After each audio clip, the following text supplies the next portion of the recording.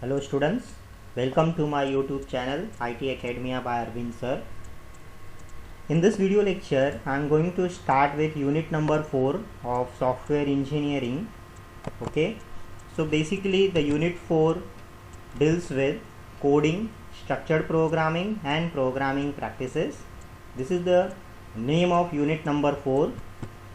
In this unit, we are going to study number 1 logic, number 2 algorithm design, number 3 design walkthrough, number 4 critical design review, number 5 coding, number 6 programming practices, and lastly 7th one structured programming. So these are the contents or say the topics of unit number 4. Okay, so all these 7 topics we have to study. Let's start with the first topic, that is what is logic. Okay, so here logic means what? Computer logic, that is not 1 and 0. Okay, so whenever you are developing any kind of the programming, so you have to develop the logic. Without the logic you are not supposed to write the computer programs. For example, what is odd and even number? So what will be the logic for that? If number is divisible by 2 completely, that is the remainder is 0, then only we say that it is even, else it is odd. So that logic you should know. What is the logic for the factorial? Okay, so etc. So how you are going to develop the logic of the computer software? Okay, so let's start with the logic part. In computer software, business logic means to run a business. Actually we are making a software for the business, okay, or for like domain logic is the part of the program that encodes the real world business rules that determine how data can be created, stored and changed. So basically what we do in terms of the computer software, we develop a logic, we will create a data, we will store the data and will update the data, that we change the data. So what kind of the logic you are going to develop for that? So logic part. Next there is informal logic, formal logic, symbolic logic and mathematical logic. Okay, so these kind of the logic we have. It includes the logic and logical and mathematical analysis of the programs. With such analysis, one can prove the correctness of the procedures and estimate the number of the steps required to execute a specific program.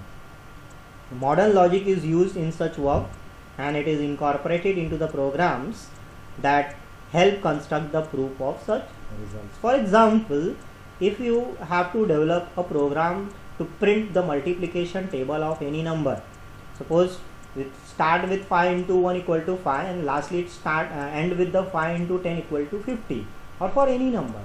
So what the logic you are going to develop? So it should have where to start, where to end, what kind of the loop you are going to use, etc. are to be developed in this logic part.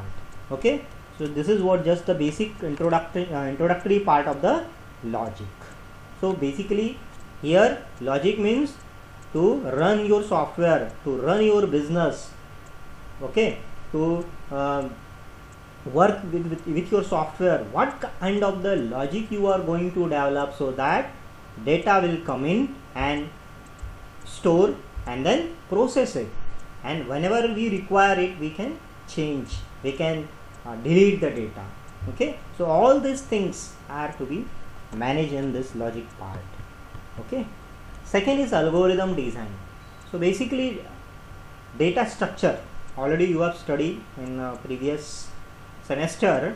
So there you have seen so many algorithms. So basically whenever you are writing the logic or writing the program, algorithm plays very important role. How you are going to design the algorithm for your program, for your logic. So algorithm is nothing but what? It's a step-by-step procedure to solve a particular problem. Okay, that already you have seen so many algorithms, bubble sort, quick sort, right, data structures. Okay, so here we have just a introductory part of algorithm design. So algorithm design is the branch of discrete mathematics and computer science that deals with the research, development and implementation of the sequential and asynchronous algorithms. So basically algorithm is what? Simply a sequence of instruction. A recipe is an algorithm, and so it is a list of driving instructions. For example, if you have to make a tea, so what will be the procedure? What will be the steps for that? If you have to make any suppose food, so there will be any recipe, they are given in terms of recipe, what kind of the instructions we are following. So that is nothing but what? Sequence of instructions, a procedure, a way. So for that we have to write a program, we have to write the algorithm first to develop any kind of program. So let's see how to write an algorithm for if you have to develop any kind of the process. So step number one is obtain a description of the problem. What kind of the problem you have? So first you have to describe, you have to give the description of that problem. Second, you have to analyze the problem. What kind of the problem is to be asked? So for example, if you go to the visit to the doctor, first you say these kind of the problems I am facing, then doctor will analyze and accordingly he will give the medicine. Similarly here also, you are now a solution, you are providing a solution to the problem. So first of all, the problem should be specified to you, right? We will give the description of the problem. This is what the problem, you have to make the solution of this problem. Basically we do in terms of the computer problem. So obtain a description of the problem is the first step. Second, you are going to analyze the problem. Yes, what kind of the problem is it? And after that we are going to develop a high level algorithm for it. Okay, then refine the algorithm by adding more details if possible. Review the algorithm. Okay, so basically all these 5 steps we have to follow whenever we are going to design an algorithm, for developing an algorithm. Okay, so this is what algorithm design. So next topic is design walkthrough. Walkthrough means what? Basically here walkthrough means review. To once you have designed the thing, once you are doing anything, you are just revising the things, na? Because okay, sometimes we not able to recognize the things because of what? We have not taken the revision of that particular thing. So if you have studied anything, after 1 month, after a week, you have to revise all these concepts, otherwise you will forget that concept. So here design walkthrough means what? To revise the things, to check whether the things are as per our requirement or not. So basically in terms of the software, walkthrough is nothing but this. So let's start with this. A walkthrough is a review of a product or the system by the peers. Peers means a group of people, we can say. Okay, so basically it is a review of the product or the system. What kind of the review you are getting is that the participant who are approximately at the same level in the organization meet to review and discuss systematically a piece of software. Okay, so all these peoples will meet together and will discuss, they talk about our product, whatever the faults we have, whatever the drawbacks we have, whatever the advantages we have, etc. Together we have to talk about this. Here we study a software design from the perspective of the user. Okay, because we are developing a software from user's point of view, right? So the structured walkthrough, which is given by the Jordan in 1979, have been proven to be one of the most effective methods to obtain the feedback and improve the quality of software. So basically what is the purpose of walkthrough? To obtain the feedback. Once you will obtain the feedback, then you are going to improve. Definitely you are going to improve the quality of the software, na? The rules are very simple but very important. Here we have a group, and in that group there will be the 3 to 7 persons in that group. Group members must be of the same level. The presenter must prepare work in advance. Everyone must be on the time, and the session should be limited on to 1 hour maximum. The purpose of the walkthrough is to identify as many problems as possible. Right? It's like a meeting. We are sit together. Okay? We describe all the things. Okay? Everyone will give his or her review to the problem solution. Okay? Not to discuss the possible solution.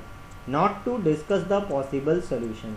So your purpose of the walkthrough is to identify as many as problems as possible.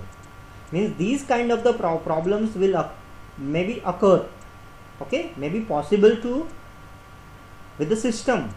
Not to discuss the possible solutions. Critics must be as positive as possible and should be limited to the part presented by the presenters. Okay.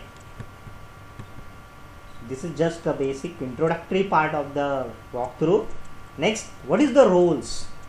So each group member has a specific role for each walkthrough, right?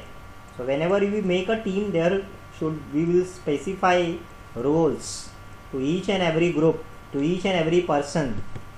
What is presenter? Presenter, these are the terminology that we have used in the walkthrough. So these are the terminology, we are just explaining it. What is role, what is presenter, okay, etc. So presenter will selects that which must be presents it to the group.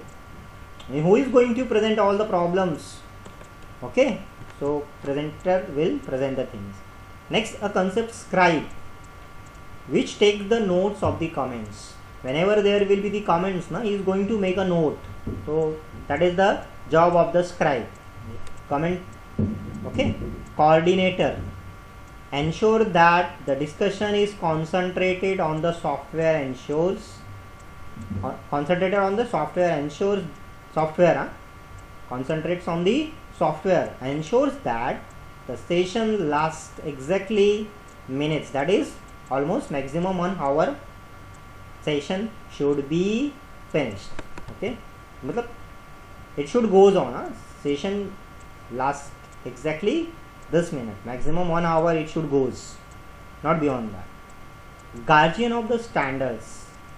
So it asks the question based on the specification of the project.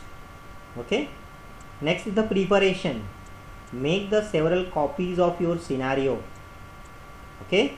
Make several copies of your scenario, one for each member of the group, plus one copy to cut if you reuse the text. So that you have to make. Procedure. The presenter acknowledges the scenario and organizes the screenshots or the videos that are necessary for the user to perform each step of the scenario. How we are going to present the scenario. Okay. So for that, either the screenshots or the videos are to be made. Scribe notes the basic information on the attached pages. So this is about procedure and these all things. What will be the result of your we can say what is the result?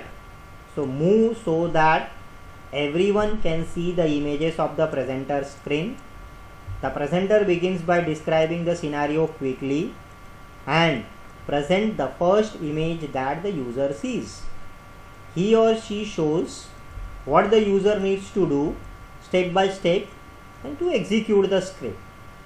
At each step, the examiners, participants will ask the question and make the constructive criticism of each screen or the general usability of the software. Means how that particular software, what this particular kind of the functionality is to be usable. Do not criticize the authors. Focus on the prototype. The scribe should make a list of the design issues that were identified and include them in the report. At the end, the group must decide if the software is acceptable or if it needs minor or the major revisions. Okay, so lastly the result is that we will go to all the procedures and lastly we'll decide if the software is acceptable or not. If it is acceptable, then we'll proceed with the next part. Okay, if it requires any revision, minor or major, we will. Sir, here we are doing this review, that is walkthrough. One question is to be maintained. The aim is to identify the problem, not to solve them. Means whenever you are going to design the walkthrough, what kind of the question we have to use? Precaution we have to use. What? We have to identify the problem. We have to identify the problem. Not here, we are not for the solution. Right? Solution will be afterward. Okay? So this is basically the purpose of design walkthrough. Next is critical design review. Critical design review. So let's see. So once the preliminary design review is successfully completed, okay, and the customer is satisfied with the proposed design, a critical design review is conducted. This review is conducted to serve the following purposes. So once you have taken the requirement, okay, you have developed that into the design, you have shown it to the customer, customer is ready, customer is satisfied with your design. Okay, so after that we are going to have the critical design review is conducted on after that. So what is the purpose basically? So let's see the purpose. Number one is to assure that there are no defects in the technical and the conceptual designs. Okay, so technical and the concept wise there is no defect. Second, to verify that the design being reviewed satisfied the design requirement established in the architectural design specification. Whatever the design that we have made, it is as per our architectural design specification. To assess the functionality and the maturity of the design critically, and functionality and maturity of the design we have assessed. The fourth one is to justify the design to the outsider so that technical design is more clear and effective and it is easy to understand. Okay, in this review, diagrams and data, sometimes both, are used to evaluate alternative design strategies and how and why the major design decisions have been taken. Just like for the preliminary design review, a review team is formed to carry out a critical design review. Okay, so in addition to the team members involved in the preliminary design review, this team comprises the following individuals. So what kind of the individuals are there? Number one is the system tester. Okay, so understand the technical issues of design and compare them with the design created for the similar projects. So system tester will test what kind of the technical issues are there with the design, and he will compare with the previous projects and then clarify it. Second is the analyst. What is the job of analyst? To analyze the things. So basically here he is responsible for writing the system documentation. Analyze and then write. Program designer for the project. Understand the design in order to derive the detailed program designs. So similar to the preliminary design review, if discrepancies are noted in the critical design review process, the faults are assessed on the basis of their severity. Okay, means preliminary design review means once you have seen the requirement and you have designed the thing, that is the preliminary design. So after that you have find out that there are the discrepancies in the that. So we'll design a new one more design in that. That is the critical design review. Okay, so we will assess on the basis of the severity. a minor fault is resolved by the review team. If there is a major fault, the review team may agree or to revise the proposed technical design. Note that a critical design review is conducted again to assess the effectiveness of the revised, that is a new design. If you find that there is some problem, there is a fault in the design, then we can go for the newer design. Okay, so here note, critical design review team does not involve so review team critical design review team does not involve the customers. Okay, next is the coding part. Okay, so let's start with what is the coding. So once you have designed the things, you need to transform into the programming language or computer language format. That is nothing but the coding. So the coding is the process of transferring the design of the system into a computer language format. This coding phase of software development is concerned with software translating the design specification into the source code. It is necessary to write the source code and internal documentation so that conformance of the code to its specification can be easily verified. Means once you write the code, then only we come to know that okay, this is what the working of the specification. Okay, coding is done by the coder or the programmers who are independent people than the designer. So if you are good in coding, that doesn't mean you are good in a designer. So designer peoples are different and coder peoples are programmers are different. Okay, everyone are not good programmers. Everyone is not a good programmer. So the goal is not to reduce the effort and cost of the coding phase, but to cut to the cost of the latter stages. The cost of testing and maintenance can be significantly reduced with efficient coding. If you do the coding properly, then the testing will and the maintenance part of the cost will be reduced. Otherwise, if there is a problem in the coding itself, then when we test it, then same problem will arise, and then coder will write that code once again, and then testing, and then maintenance cost will be more. So that's why we hire a good programmer. Okay, so what is the goals of coding? Number one, to translate the design of the system into the computer language format. This is very simpler. The coding is the process of transferring the design of the system into a computer language format, which can be executed by a computer and the part that perform the task as specified the design of operation during the design phase. Your first, if the requirement is that just create a form and submit the form, so accordingly we'll write the code and the form gets submitted to the, so we see that key my requirement is completely done or not. So first, second is to reduce the cost of the latter phases. The cost of testing and maintenance can be significantly reduced with efficient coding. Third, making the program more readable. Okay, program should be easy to read and understand. It increases the code understandability, having readability and understandability as a clear objective of the coding activity can itself help in producing the more maintainable software. If your coding is readable and understandable, means anyone can read and understandable, means those who know the programming languages, then the maintaining of the software becomes very easy.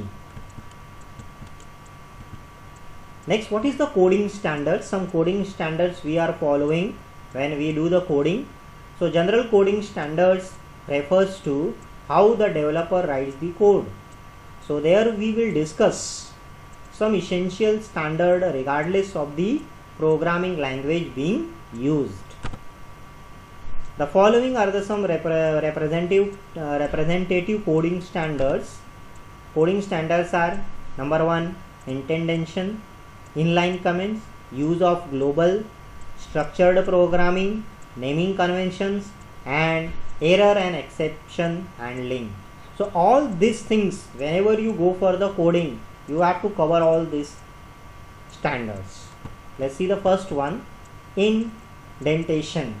Means proper and consistent indentation is essential in producing easy to read and maintainable program. Indentation should be used to, number 1, emphasize the body of a control structure such as a loop or the select statement, emphasize the body of a conditional statement, emphasize a new scope block. So all these purposes we use the proper intention and proper things you have to write in a proper way. Inline comments. Inline comments analyze the functioning of the subroutine or key aspects of the algorithm shall be frequently used. Third, rules for limiting the use of global. Always use the global data types. Okay. So these rules follow file what types of data can be declared global and what cannot be. Structured programming, structured or the modular programming methods shall be used. Go to statements shall not be used as they lead to the spaghetti code. Okay, because they are the spaghetti codes which is developed in the something Fortran and all. Okay, so such kind of the things are not to be introduced like that. Naming conventions for global variables, local variables and constant identifiers that you have to use. Possible naming conventions can be that global variables names always begin with the capital letter, local variable names are made up of the smaller letters, and constant names are always capital letters. Error, return conventions and exception handling systems. Different functions in a program report the way error conditions are handled should be standard within an organization. For example, different tasks while encountering an error condition should either return the 0 or 1 consistently. What kind of the error you are going to handle. Next is the programming practices. Here are some best practices you should always have in the mind. Number 1, use consistent indentation. There is no right or the wrong indentation that everyone should follow. The best style is a consistent style. Okay, once you start competing in the large projects, you will immediately understand the importance of the consistent coding styling. Means don't do things here and there, just go in the systematic way. So here they say if you go for the larger projects, then you come to know that what is the meaning of indentation. Follow the DRY principle. DRY stands for don't repeat yourself. The same piece of the code should not be repeated over and over again. Avoid deep nesting. Too many levels of nesting can make the code harder to read and follow. So let's see. If you are writing like this, if A, then this, if B, then this, then this, then this, like that. So instead of doing this in 11, 12, 13 line, you can be code can be written like this. This, if A return something, if B return something, if C return something, like that. So in 11th line this code gets poor. Limit the line length. Long lines are hard to read. It is a good practice to avoid writing horizontally long lines of code. Okay. File and folder structure. You should avoid writing all of your code in one of two lines. Okay, that won't break your app, but it could be nightmare to read, debug and maintain your application later. So keeping a clean folder structure will make the code a lot more readable and maintainable. For example, if you are using like a website, so all the images we are putting in one folder, all the CSS files we are putting in a one folder, applications are there in one particular folder. So this folder structure plays very important role. And lastly, we have the naming conventions. Use of proper naming convention is a well-known best practice. It is a very common issue where developers use the variables like capital XI, YI, they don't use right now. So and forget to replace them with meaningful ones, causing confusion and making the code less readable. 7. Keep the code simple. The code should always be simple. Complicated logic for achieving the simple task is something you want to avoid. As the logic, one programmer implemented a requirement may not make the perfect sense to another. So always keep the code as simple as possible. Okay, let's see. For example, if suppose this is, if this condition is there, return true, else return false. Okay, can be written as like this, return this. So only 3 lines you have completed this instead of writing the 6th line. Very simple, no? And the last topic of this unit is structured programming. Structured programming is a program written with only the structured programming constructions like number 1, sequence, repetition and selection. Sequence lines or block of code are written and executed in the sequential order. Example, x equal to 5 with the start one. The main feature of the structured programming language is division of complex problem into the small procedures and functions. The main statement include if, then, else, call and cause statements.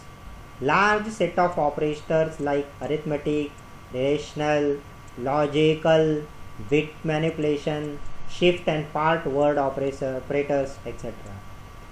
The main goal of structured programming is to get an understanding about the flow of control in the given program text. In structured programming, various control structures such as switch case, if then else, while, etc. allow a programmer to decode the flow of the program easily. So basically all of you know the C is a structured programming language. Why? Because a program in C language can be divided into the small logical functional modules or structures with the help of function procedure.